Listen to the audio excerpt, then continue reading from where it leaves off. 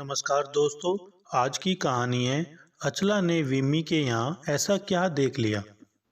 विम्मी के यहाँ से लौटते ही अचला ने अपने 2 कमरों के फ्लैट का हर कोने से निरीक्षण कर डाला। विम्मी का फ्लैट भी तो इतना ही बड़ा है, पर कितना खूबसूरत और करीने का लगता है। छोटी सी डाइनिंग टेबल, बेडरूम में सजा हुआ सनमाइक का डबल बेड, खिड़कियों पर झूलते भारी पर्दे कितने अच्छे लगते हैं। उसे भी अपने घर में कुछ तब्दीली तो करनी ही होगी।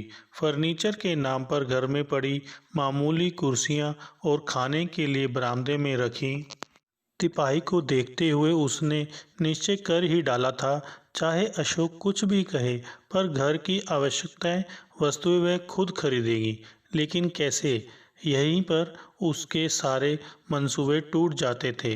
तनख्वाह कट पीट कर मिली 1,000 रुपये, उसमें से 400 रुपये फ्लैट का किराया, दूध, राशन, सब कुछ इतना नपा तुला कि 10-20 रुपये बचाना भी मुश्किल। क्या छोड़े क्या जोड़े। अचला का सिर भारी हो चला था। कॉलेज में गृह विज्ञान उसका प्रिय विषय था। गृह सज्जा में तो उसकी विशेष रुचि थी। तब कितनी कल्पनाएं थी उसके मन में। जब अपना एक घर होगा तब वह उसे हर कोने से निखारेगी। पर अब उस दिन उसने सजावट के लिए 2 मूर्तियां लेनी चाहिए थी, पर कीमत सुनते ही हैरान रह गई। 500 रुपये? अशोक धीमे से मुस्कुराकर बोला था। चलो आगे बढ़ते हैं। यह तो महानगर है, यहाँ पानी के गिलास पर भी पैसे खर्च होते हैं, समझी। तब वह मुस्कुरा कुछ लज्जा गई थी।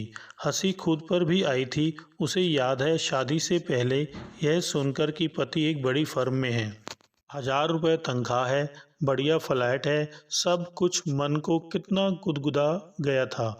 महानगर की वैभवशाली जिंदगी के स्वप्न आंखों में झिलमिला गए थे।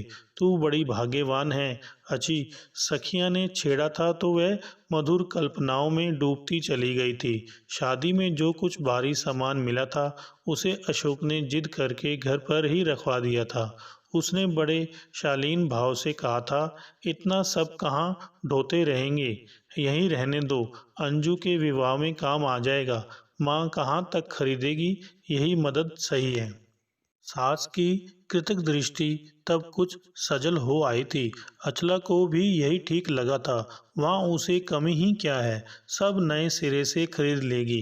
पर पति के घर आने के बाद उसके कोमल स्वप्न यथार्थ के कठोर धरातल से टकराकर बिखरने लगे थे।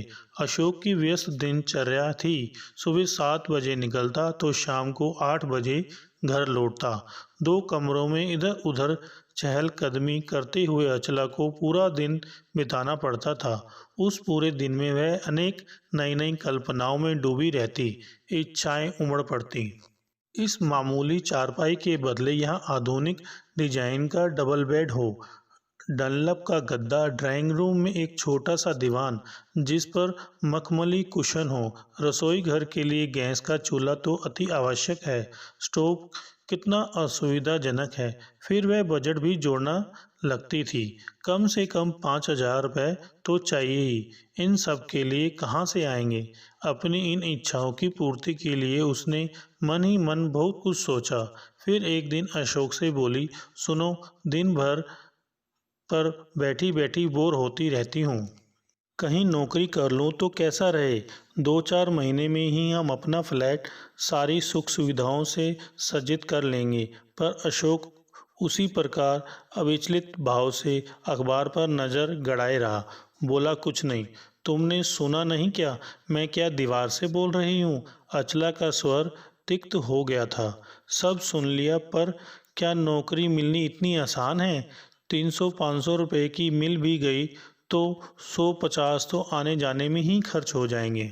फिर जब परस्त होकर शाम को घर लौटेगी तो यह ताजे फूल सा खिला चेहरा 4 दिन में ही कुलाया नजर आने लगेगा।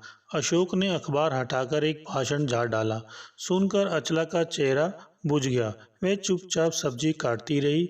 अशोक ने ही उसे मनाने के ख्याल से फिर कहा, फिर ऐसी जरूरत भी क्या है तुम्हें नौकरी की। छोटी सी हमारी गृहस्थी, उसके लिए जी तोड़ मेहनत करने की मैं तो हूँ ही। फिर कम से कम कुछ दिन तो सुख चैन से रहो। अभी इतना तो सुकून है मुझे कि 8-10 घंटे की मशक्क़त के बाद घर लौटता हूँ। तो तुम सजी सवरी इंतज़ार करती मिलती हो। तुम्हें देखकर सारी थकान मिट जाती है। क्या इतनी खुशी भी तुम अब छीन लेना चाहती हो? अशोक ने धीरे से अचला का हाथ थामकर आगे फिर कहा, बोलो, क्या झूठ कहा है मैंने? तब अचला को लगा कि उसके मन में कुछ पिघलने लगा है। वह अपना सिर अशोक के कंधों पर रखकर मधुर स्वर में बोली, पर तुम यह क्यों नहीं सोचते कि मैं दिन भर कितनी बोर हो जाती हूँ। 6 दिन तुम अपने काम में व्यस्त रहते हो। रविवार को कह देते हो कि आज तो आराम का दिन है। मेरा क्या जी नहीं होता कहीं घूमने फिरने का? अच्छा, तो वादा रहा इस बार तुम्हें इतना घुमाऊंगा कि तुम घूम घूम कर थक जाओ। बस अब तो खुश। अचला हंस पड़ी। उसके कदम तेजी से रसोई घर की तरफ मुड़ गए। बातचीत में वह भूल गई थी कि स्टोव पर दूध रखा है। ठीक है न, सही नौकरी। जब अशोक को बोनस के रुपए मिलेंगे तब वह एक ही झोंक में सब खरीद लेगी। यह सोचकर उसने अपने मन को समझा लिया था। तभी अशोक ने उसे इशारे में डालते हुए कहा, जानती हो इस बार हम शादी की पहली वर्षगांठ कहाँ मनाएंगे? कहाँ? उसने जिज्ञासा प्रकट की। मंसूरी में, जवाब देते हुए अशोक ने कहा। क्या सच कह रहे हो? अचला ने कौतूहल भरे स्वर में पूछा। और क्या झूठ कह रहा हूँ? मुझे अब तक याद है कि हनीमून के लिए जब हम मंसूरी नहीं जा पाए थे तो तुम्हारा मन उखड़ गया था। यद्यपि तुमने मुंह से कुछ कहा नहीं था तो भी मैंने समझ लिया था। पर अब हम शादी के उन दिनों की याद फिर से ताज़ा करेंगे, कहकर अशोक शरारत से मुस्कुरा दिया। अचला नई नवेली वधू की तरह लाज की लालिमा में डूब गई। पर खर्चा? वह कुछ क्षणों बाद बोली, बस शर्त यही है कि तुम खर्चे की बात नहीं करोगी। यह खर्चा वह खर्चा, साल भर यही सब सुनते सुनते मैं तंग आ गया हूँ। अब कुछ क्षण तो ऐसे आएं जब हम रुपये पैसों की चिंता न कर बस एक दूसरे को देखें, जिंदगी के अन्य पहलुओं पर विचार करें। ठीक है, पर तुम तनख्वाह के रुपये मत। हाँ बाबा, सारी तनख्वाह तुम्हें मिल जाएगी। अशोक ने दो टूक निर्णय दिया। अचला का मन एकदम हल्का हो गया। अब इस बंधी बंधाई जिंदगी में बदलाव आएगा। बर्फ पहाड़ एक दूसरे की बाहों में बाहें डाल लें, वे जिंदगी की सारी परेशानियों से दूर कहीं अनोखी दुनिया में खो जाएंगे। स्वप्न फिर सजने लगे थे। रेलगाड़ी का आरक्षण अशोक ने पहले से ही करा लिया था। सफ़र सुखद रहा। अचला को लगा जैसे शादी अभी हुई है। पहली बार वे लोग हनीमून के लिए जा रहे हैं। रास्ते के मनोरम दृश्य, ऊंचे पहाड़, झरने, सब कुछ कितना रोमांचक था। उन्होंने देहरादून से टैक्सी ले ली थी। होटल में कमरा पहले से ही बुक था, इसलिए उन्हें मालूम ही नहीं हुआ कि वे इतना लंबा सफ़र करके आए हैं। कमरे में पहुंचते ही अचला ने खिड़की के शीशे से झाँका। घाटी में सिमटा शहर, नीली श्वेत पहाड़ियाँ, घने वृक्ष बड़े सुहाने दिख रहे थे। तब तक बैरा चाय की ट्रे रख गया। खाना खा लो, फिर घूमने चलेंगे, अशोक ने कहा और चाय खत्म करके वह भी उस पहाड़ी सौंदर्य को मुग्ध दृष्टि से देखने लगा। खाना भी कितना स्वादिष्ट था। अचला हर व्यंजन की जी खोलकर तारीफ करती रही। फिर वे दोनों ऊंची नीची पहाड़ियाँ चढ़ते, हंसी और ठिठोली के बीच एक दूसरे का हाथ थामे आगे बढ़ते, कल कल करते झरने और सुखद दृश्य देखते हुए काफी दूर चले गए। फिर थोड़ी देर दम लेने के लिए एक ऊंची चट्टान पर कुछ क्षणों के लिए बैठ गए। सच, मैं बहुत खुश हूँ, बहुत खुश हूँ। अशोक उसकी बिखरी लटों को संवारता रहा। पर एक बात तो तुमने बताई ही नहीं। अचला को कुछ याद आया। क्या? अशोक ने पूछा। खर्चने को इतना पैसा कहाँ से आया? होटल भी काफ़ी महंगा लगता है। किराया, खाना पीना और घूमना, यह सब तुम्हें पसंद तो आया। खर्च की चिंता क्यों? बताओ ना, क्यों छिपा रहे हो? तुम्हें मैंने बताया नहीं था, असल में बोनस के रुपए मिले थे। क्या? बोनस के रुपए? अचला बुरी तरह चौंक गई। पर तुम तो कह रहे थे। कहते कहते उसका स्वर लड़खड़ा गया। हाँ, 2 महीने पहले ही मिल गए थे। पर तुम इतना क्यों सोच रही हो? आराम से घूमो फिरो, बोनस के रुपए तो होते ही इसलिए हैं। अचला चुप थी। उसके कदम तो अशोक के साथ चल रहे थे, पर मन कहीं दूर, बहुत दूर उड़ गया था। उसकी आंखों में घूम रहा था वही 2 कमरों का फ्लैट, उसमें पड़ी साधारण सी कुर्सियां, मामूली फर्नीचर। ओफ! इतना सोचा था उसने बोनस के रुपए आएंगे तो वह घर की साज सज्जा का सब सामान खरीदेगी। 2-2,500 में तो आसानी से पूरा घर सज्जित हो सकता था, पर अशोक ने सब यूं ही उड़ा डाला। उसे खीज आने लगी अशोक पर। अशोक ने कई बार टोका, क्या सोच रही हो? यह देखो, बर्फ से ढकी पहाड़ियाँ, यही तो यहाँ की खासियत है, जानती हो, इसलिए मंसूरी को पहाड़ों की रानी कहा जाता है। पर अचला कुछ भी नहीं सुन पा रही थी, वह विचारों में डूबी थी। अशोक ने उसके साथ यह धोखा क्यों किया? यदि वहीं यह कह देता कि बोनस के रुपयों से घूमने जा रहे हैं, तो वह वहीं मना कर देती। उसका मन उखड़ता जा रहा था। रात को भी वही खाना था, दिन में जिसकी उसने जी खोलकर तारीफ की थी, पर अब सब एकदम बेस्वाद लग रहा था। वह सोचने लगी, बेमतलब कितना खर्च कर दिया। 100 रुपये रोज का कमरा, 50 रुपये में एक समय का खाना, इससे अच्छा तो वह घर पर ही बना लेती। इसमें ही क्या क्या ढंग से मसाले तक तो सब्जी में पड़े नहीं हैं। उसे अब हर चीज़ में नुक्स नज़र आने लगा था। देखो, अब खर्च तो हो ही गया, क्यों इतना सोचती हो? रुपया और कमा लेंगे। अब जब घूमने निकले हैं तो पूरा आनंद लो।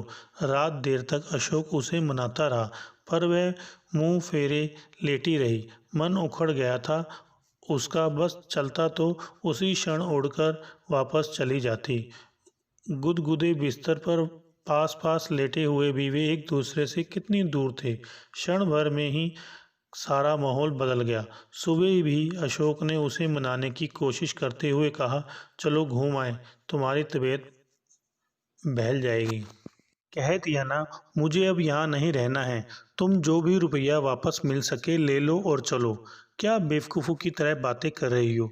कमरा पहले से ही बुक हो गया था, किराया अग्रिम दिया जा चुका है। अब बहुत किफ़ायत होगी भी तो खाने पीने की होगी। क्यों सारा मूड चौपट करने पर तुली हो?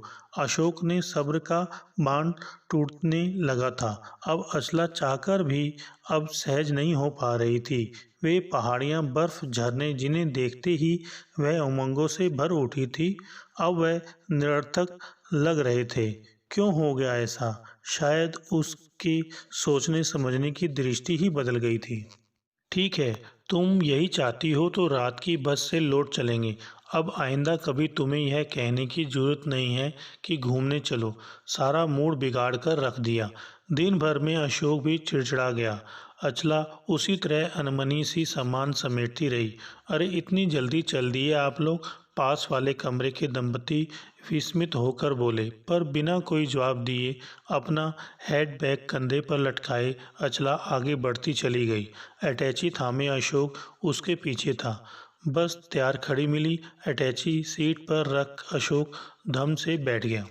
देहरादून पहुंचकर वे दूसरी बस में बैठ गए। अशोक को काफ़ी देर से ख्याल आया कि गुस्से में उसने शाम का खाना भी नहीं खाया था।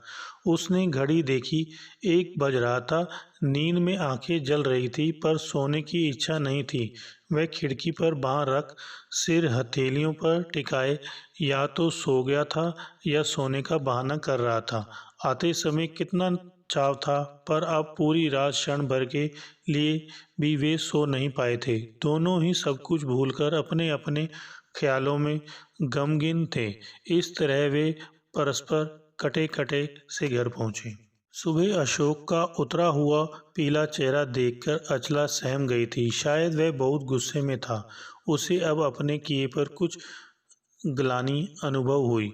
उस समय वो गुस्से में उसकी सोचने समझने की शक्ति ही लुप्त हो गई थी। पर अब लग रहा था कि जो कुछ हुआ ठीक नहीं हुआ। कम से कम अशोक का ही ख्याल रखकर उसे सहज हो जाना चाहिए था। कितने उत्साह से उसने घूमने का प्रोग्राम बनाया था। कमरे में घूमते ही थकान से शरीर को तोड़ डाला था। कुर्सी पर थम से गिरकर वह कुछ भूल गई थी। कुछ देर बाद ही ख्याल आया कि अशोक ने रात भर से बात नहीं की है, कहीं बिना कुछ खाए ऑफिस ना चला गया हो। फिर उठी ही थी कि देखा अशोक चाय बना लाया है। उठो, चाय पियोगी तो थकान दूर हो जाएगी। कहते हुए अशोक ने धीरे से उसकी ठुड्डी उठाई। अपने प्रति अशोक के इस विनम्र प्यार को देखकर सब कुछ भूलकर उसने कंधे पर सिर रखकर सिसक पड़ी। मुझे माफ़ कर दो, पता नहीं क्या हो जाता है। अरे यह क्या, गलती तो मेरी ही थी। यदि मुझे पता होता कि तुम्हें घर की चीज़ों का इतना अधिक शौक है तो घूमने का प्रोग्राम ही नहीं बनाते। अब ध्यान रखूंगा। अशोक का स्नेह भरा स्वर उसे नहलाता चला गया। अपने अपने कमरों का घर आज उसे सारे सुख साधनों से भरा पूरा प्रतीत हो रहा था। वह सोचने लगी, सब कुछ तो है उसके पास, इतना अधिक प्यार करने वाला, उसके सारे गुनाहों को भुलाकर इतने स्नेह से मनाने वाला विशाल हृदय का पति पाकर भी वह अब तक बेकार दुखी होती रही। नहीं, अब कुछ नहीं चाहिए, मुझे कुछ भी नहीं चाहिए। उसके होंठ बुदबुदा उठे। फिर अशोक के कंधे पर सिर रखे वह सुखद अनुभूति में खो गई। हेलो दोस्तों, अगर आपको हमारी ये वीडियो अच्छी लगी हो तो लाइक करें, शेयर करें और कमेंट्स करके बताएं कि हमारी ये वीडियो आपको कैसी लगी। साथ में चैनल को सब्सक्राइब करके बेल आइकन जरूर दबाएं।